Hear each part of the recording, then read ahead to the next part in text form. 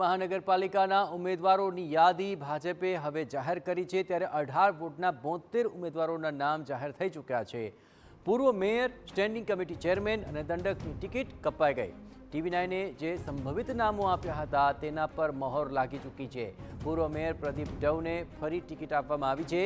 યુવા અને અનુભવીનો સમન્વય કરવાનો આ યાદીમાં પ્રયત્ન થયો હોય તેવું દેખાઈ રહ્યું છે। રાજકોટ મહાનગરપાલિકા માટે ભારતીય જનતા પાર્ટીના ઉમેદવારોનું લિસ્ટ છે તે જાહેર થયું છે। મારી સાથે ધારાસભ્ય દર્શિતાબેન શાહ છે, તેની સાથે વાત કરીશું। બેન, શું કહેશો? લિસ્ટ જાહેર થયું છે, અનેક મોટા નામો કપાય છે। આપના વોર્ડમાંથી જયમીન ઠાકર, મનીષ રાડિયાનું નામ કપાયું છે। કઈ રીતે યાદીને જોઈ રહ્યા છો તમે? ભારતીય જનતા પાર્ટી એ સૌપ્રથમ તો મોવડી મંડળ દ્વારા નાનામાં નાના કાર્યકર્તાથી લઈને દરેક લોકોનું ધ્યાન રાખીને યાદી જાહેર કરતી હોય છે। ત્યારે સૌપ્રથમ તો હું ભારતીય જનતા પાર્ટી મોવડી મંડળનો ખૂબ ખૂબ આભાર માનું છું। પાર્ટી હંમેશા શિસ્તમાં માનનારી પાર્ટી છે।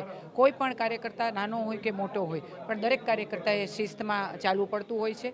એટલે અમુક જગ્યાએ 3 ટર્મનો વિષય, અમુક જગ્યાએ ઉંમરનો વિષય, એને લીધે થઈને ઘણા કાર્યકર્તાઓ છે એ આ વખતેની યાદીમાં આપને જોવા નહીં મળે। પરંતુ દરેક કાર્યકર્તાને સાથે રાખીને, દરેક સમાજને સાથે રાખીને અને એની સાથે સાથે અભ્યાસુ વર્ગ, સારો વર્ગ, પ્રબુદ્ધ વર્ગ સાથે જોડાય અને વધુને વધુ પાર્ટીને સારી રીતે આગળ વધારી શકે, એ મુખ્ય ઉદ્દેશ આ ભારતીય જનતા પાર્ટીનો રહ્યો છે। અને એ રીતે મોવડી મંડળ દ્વારા ખૂબ ચર્ચા વિચારણાના બાદ અને ખૂબ ગહન બધી ચર્ચા કર્યા બાદ આજે ખૂબ સરસ રીતે બધા જ લોકોને સર્વગ્રાહી અને દરેક લોકોને મંજૂર થાય એ રીતેનું આજે લિસ્ટ બહાર પાડ્યું છે। કિરણ માકડિયાને ટિકિટ આપવામાં આવી છે, તેમાં કોઈ કારણ કે એવી ચર્ચા હતી કે ઉંમરના ક્રાઇટેરિયામાં આવતા નથી, તો એવું કાંઈ છે બેન? કિરણબેન માકડિયા, આપ જાણો જ છો કે એ બેનની ઉંમર તો 60 વર્ષ તો ન જ હોય, એટલે બેનનો એ પ્રશ્ન જ નથી। અને એ જે વિસ્તાર છે, અમારો 8 નંબરનો જે વોર્ડ છે, એમાં વધારે સંખ્યા પાટીદાર સમાજની છે। એટલે જેથી કરીને બંને પાટીદાર સમાજના બહેનોને ત્યાં પ્રાધાન્ય આપવામાં આવ્યું છે। આપણે જાણીએ છીએ કે જે રીતે નારી શક્તિ વંદન અધિનિયમ આવ્યું છે અને આપણા વડાપ્રધાનશ્રીનો એ ઉદ્દેશ છે કે વધુને વધુ બહેનો આગળ આવે અને વધુને વધુ બહેનો સશક્ત થાય, એ માધ્યમથી આ 8 નંબરના વોર્ડમાં બંને બહેનોને એ રીતે ટિકિટ આપવામાં આવી। હિરેન ખીમાણીયા વોર્ડ નંબર 1માં કોર્પોરેટર હતા, તેનો વોર્ડ બદલાણો છે, શું કારણ બેન? આ વખતે પાર્ટીએ એક નિર્ણય કર્યો છે કે દરેક જે વોર્ડનો જે કાર્યકર્તા છે એને પ્રાધાન્ય મળે, કારણ કે વોર્ડનો કાર્યકર્તા હંમેશા વોર્ડ માટે મહેનત કરતો હોય છે। હિરેન ખીમાણીયા તો વોર્ડ નંબર 1માં હશે અને એ વિસ્તાર, અને હવે શું માનો છો કે આવી બાબતોથી કે ભાઈ એમને ટિકિટ આપવી કોઈ મજબૂરી, એવું કહે હતું કે આવી કાર્યકર્તાઓમાં નારાજગી, વોર્ડ નંબર 14ના કાર્યકર્તાઓમાં નારાજગી નહીં થાય?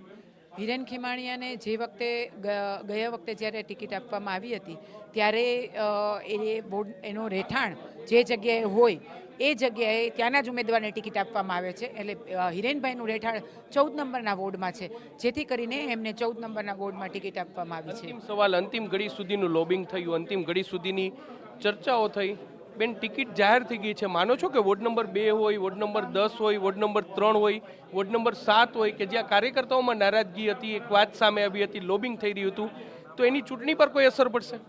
કાર્યકર્તાઓમાં કોઈ જ નારાજગી નથી। કાર્યકર્તા જાણે જ છે કે પાર્ટીએ બધા જ સમીકરણો સામે રાખીને દરેક લોકોને સમાવીને આ રીતે ટિકિટ આપી છે અને કાર્યકર્તા ખૂબ સારી રીતે, ખૂબ સરસ રીતે અમારી સાથે જોડાશે। ભારતીય જનતા પાર્ટીનો કાર્યકર્તા ક્યારેય કોઈ વ્યક્તિને જોતો જ નથી।